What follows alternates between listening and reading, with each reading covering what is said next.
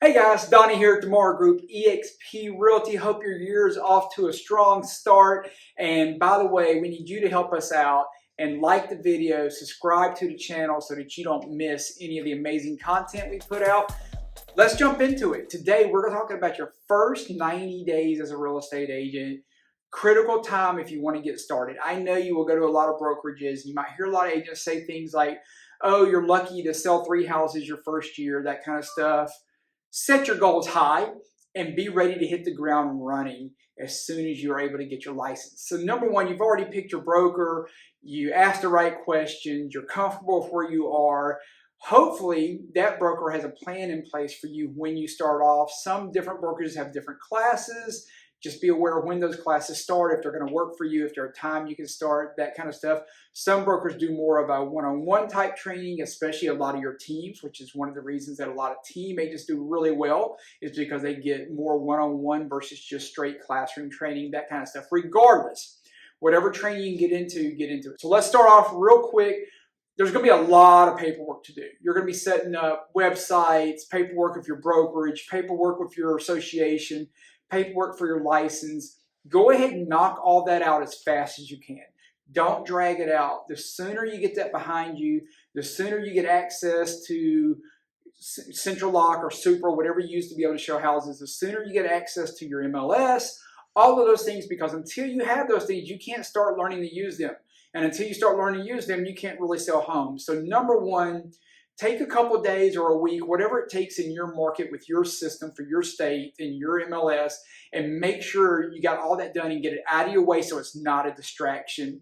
If you go with a company that has several steps and they send you emails of next steps, my best advice is do it one step at a time. Sometimes people get overwhelmed and say, oh my goodness, they sent me an email of 5 steps. It's usually not that big of a deal. Usually if you do step 1, it takes about 15 minutes.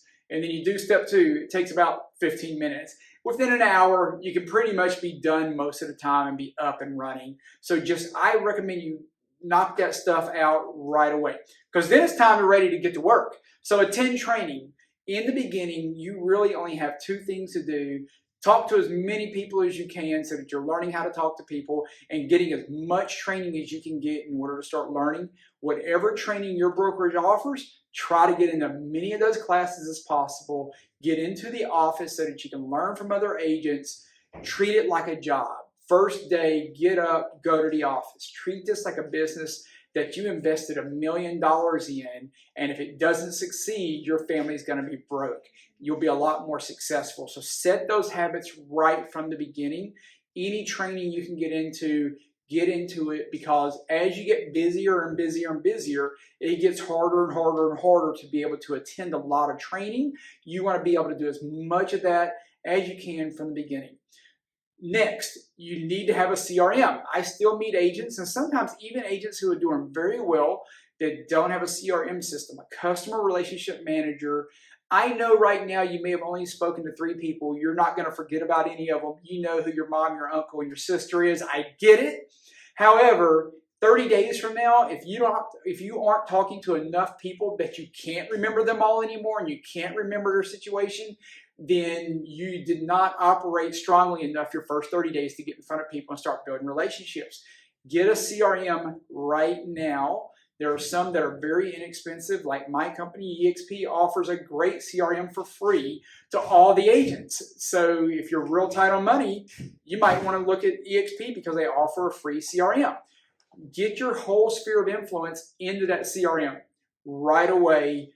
There are memory joggers online where you can go through and they help you jog your memory so that you can build your CRM system out, get them put in, or build your sphere of influence out, get them put into your CRM system so that you can start contacting those people.